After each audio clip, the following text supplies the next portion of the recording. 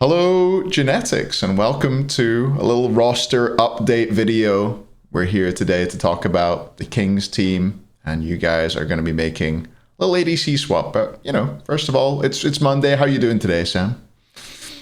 Yeah, doing good. First scrims with the new team, which were fun, even though the team was late to scrims, the other team. But, it's a good start. As long as you guys were on time. Okay, so the long and short of it is Netrioid out, Jarcorr in. Yeah.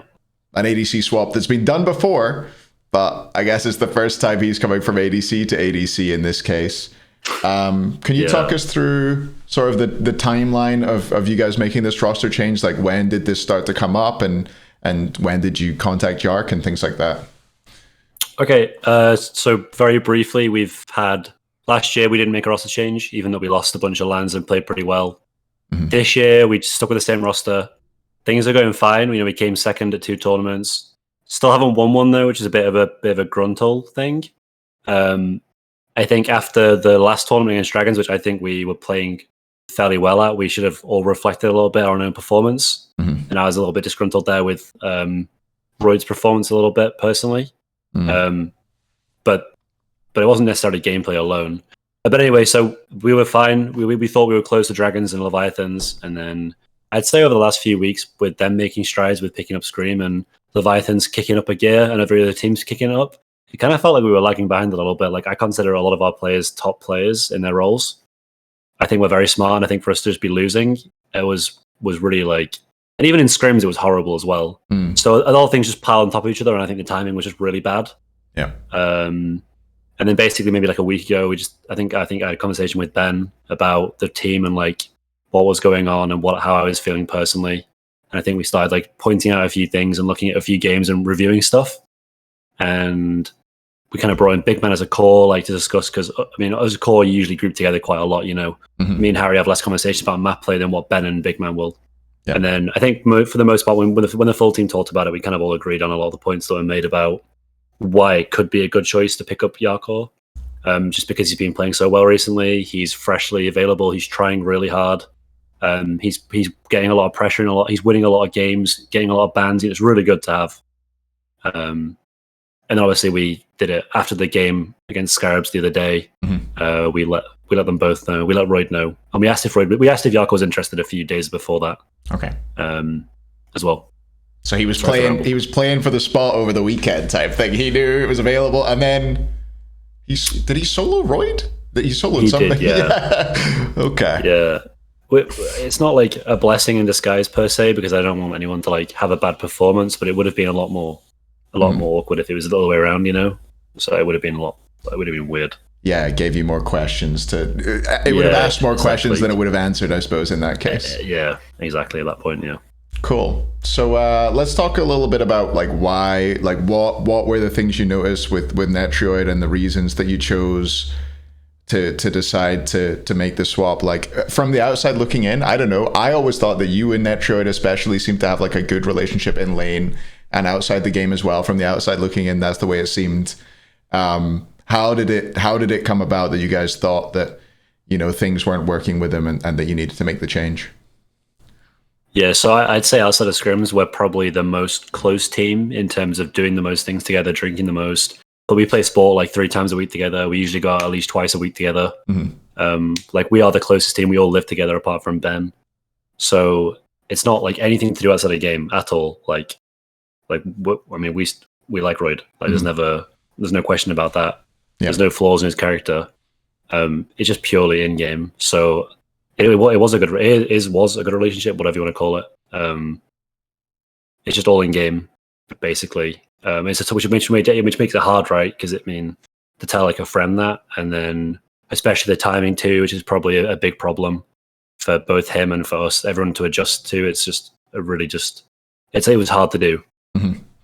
Yeah, let's speak about that a little bit. Timing wise, we've got 1 week of phase 3 left, right? It's I presume you guys do you have 2 sets or 3 sets this weekend? We have three. We have three sets. tough games. Okay, 3 sets this weekend, and then you've got the phase 3 playoffs tournament, which you could qualify straight into Worlds. So that could be your last set, or if you don't finish top 2 in that, you've got one more tournament up against some SCC and SPL games. So it's not giving you a whole lot of time to sort of mesh this relationship and to build this team dynamic that you need to have going into Worlds. Does that worry you at all? Is that something that made you kind of pause in making the change? It was something we talked about, especially because we're taking a week off of scrims where everyone else will be scrimming before the top 6 tournament. So we have even less time. I think the thing is, it all comes down to risk. I think for me, I just felt like we needed a change to try and really contest Leviathans and Dragons. It just felt like the roster wasn't going to win. And it's a risk, but I think it's a calculated risk, in my opinion. And I mean, I play a lot of ranked, so does Jarcorr, so I don't think there'll be a problem in dual lane. I think really it comes from, so in my opinion, when someone when a frontliner like Jarcorr, who's got good comms, switches to an ADC role, he might be a bit more commanding and powerful than other ADCs. So that will be the biggest problem, I think, in my opinion. Like, is his voice too strong for the team? But apart from that, I don't think there'll be any problems. I think we're a very easy team to work with. Everyone explains what they want to do, and we speak so much about the game. But I think that'll be fine. I just think it's about like comms and how loud his voice is. Yeah, and you've got a bit of time at least to figure that out. Scrims will be the main time, I suppose. Yeah, exactly. I think we'll be fine in game. We're usually pretty chill in game, so. Yeah. With Yark, did you guys have like a prior relationship with him? Like, do you know him fairly well, or was this a change that you made based off of more eye test and reputation, or were there conversations that you've had with him before where you've been impressed, or just how did the Yark story come about? I mean, I've never had any personal relationship with him apart from like seeing like maybe some parties and stuff. But he just seems like a nice guy that's like. He laughs a lot in game. You can see it. Slaney spoke very highly of him to Harry apparently after they teamed together before he moved to Titans, which I think for me was the big like thing because with the Yark, when a player gets kicked, you don't know the reasons why. But when Slaney said he was good on the new roster, to me that just boosted the reasoning behind it. But no prior relationship really. Just look at him play, man. Like he's just pressuring loads of hunters, playing the correct guards, playing aggressive and grinding the game. To me, which I think like. Are the big keys right now, right before Worlds.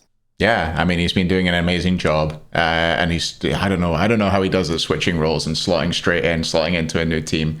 It's very very impressive, and I guess you guys will be hoping to see more of the same. So we spoke a little about how you see the comms stuff changing for your team. Does this change anything playstyle wise? Does this unlock anything for your team with Yark? Like, do you feel like there's any wacky stuff you could do wacky new comps maybe with him being more comfortable on warriors, or do you feel like you're gonna try and play the same game but just with a player who you see as maybe performing better individually slotted into the ADC role? Okay, that's a really loaded question that I haven't really even thought about. I think for the most part that I wouldn't like to change. I wouldn't like to. It's not cheese, but I think I'd like to see us play as a full, just normal 5-man team. Before we try and experiment a little bit. But him playing like a bunch of like tanks and stuff definitely does help, and he definitely knows matchups better than other hunters will, for example, because of that. We already had a situation in scrims today, which I won't go into detail in, but he made a different call than I would have done, which was a bit peculiar. But I think it was the correct call. There was like a lot of like just a general map play, what he wants to do. But it'll be different for sure. I mean, like playstyle wise, we've been quite an objective team, which I don't really like doing. I feel like it makes us a bit predictable in a way. So I'm kind of hoping by having a super dominant lane EC, I think hopefully that'll make us a bit more fighty and brawly on the map rather than objectives, which I think can be a bait sometimes.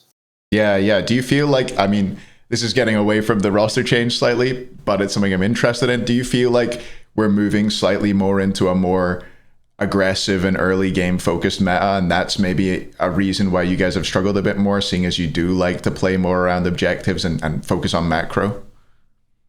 I actually don't think it's an early game meta as much as it has been in the past with this pirate. So they made gold very squishy early game, which you see like Scarabs did last week, where they just started pulling golds and bursting it at 5 minutes, and Pyro is worth a lot less. So I think it's actually less snowbally than before. I think it was the no Aegis thing that maybe tainted the recency of the SPL into being snowbally, but I don't think so. I don't think that's a massive problem. I mean, we're a pressure team too, so I'm not too concerned either way. But I don't think it is. Cool. Wow, I think that's all I wanted to cover. Is there anything final you'd like to say to the fans before we let you go, enjoy the rest of your Monday. It's just good to be in my. I don't know. It's just weird to like put the nail in the coffin for Scarabs, in a way, like just taking away their best player. I feel like I feel like I'm the bad guy here, kind of thing. But I just hope that we win, and I hope that it pays off because I also hope that Netrioid does well too. I just think the timing was just terrible, but I don't know. I just hope that everyone comes out of it better, and it wasn't a wasted decision, and people don't get too angry with it, and just kind of see it for what it was. In that, whereas the third place team that's been playing kind of poorly, and we don't feel like a third place team, we feel like a sixth place team right now. So, yeah, it makes a lot of sense. I think everything you've said and the changes you're making makes sense to me, and it seems like a change geared towards winning worlds. You're at the moment. I think you. I don't know. Maybe I'm putting words in your mouth, but you probably feel like you can make a run and maybe get the semi-final of Worlds, but maybe you're not confident in saying that you would be the team that would take home the hammer. And this is a risk you're taking to change that. Before the change, absolutely, yeah. That is just to be blunt. That's kind of what it felt like. Too predictable on objectives, and I think we needed something else, which I think Jarcorr will do for us. I'm super excited to see how it turns out. I'm looking forward to the games this week already. Sweet. Well. Thanks very much for joining me, Sam. I appreciate your time. And thank you. I hope you have a great rest of your week and scrims are productive. And I hope things work out with Yark. Cheers. Cool. See you later, man. Bye. Love you. Bye.